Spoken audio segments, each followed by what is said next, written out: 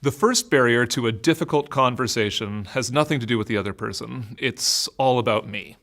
When I'm approaching a difficult conversation, these things are uncomfortable. They're supposed to be uncomfortable. There's something far more wrong if you're super comfortable telling people the problems that you have with them. It's supposed to be a little awkward. But anybody who's ever been to a dentist knows that there are plenty of things that are uncomfortable that are also really good for us. And just because it's uncomfortable doesn't mean we shouldn't do it.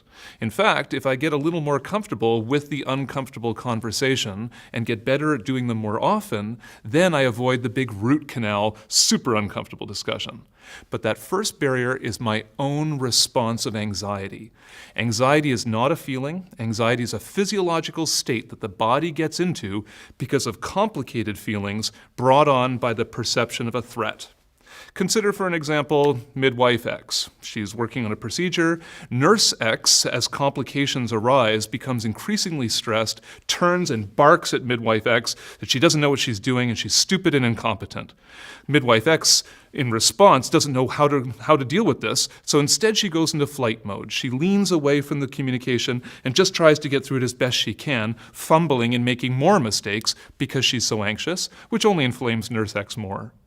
Then look at a second example where Dr. Y and midwife Y are working together. Dr. Y is particularly aggressive with the patient, moving limbs very firmly. Midwife Y perceives this as abusive and disrespectful and decides to step in, says, "You can't touch her like that," and becomes herself sounding aggressive as she goes charging into fight mode in her anxiety response.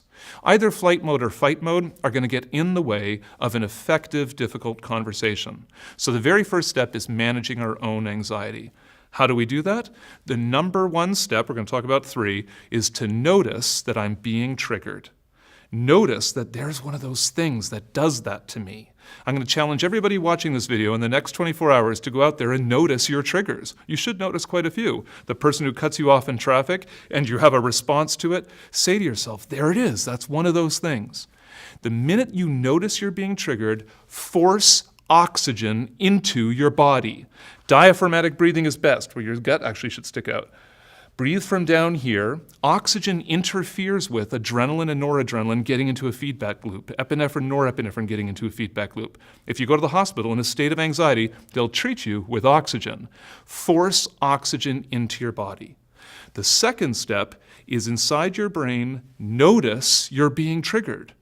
Refuse the bait. Say to yourself, that's really good bait and I'm not going to take it.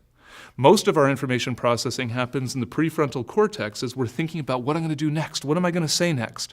But the more anxious I get, as I start breathing more shallowly, my heart rate starts to pick up, the intercostals are seizing in my chest, information processing shifts geographically from this area, my executive center, back to the hindbrain, the old brain, where a gland back here called the amygdala takes over. We call this an amygdala hijacking. That's why you feel kind of cloudy in a situation where you're anxious. You're not exactly sure what to say.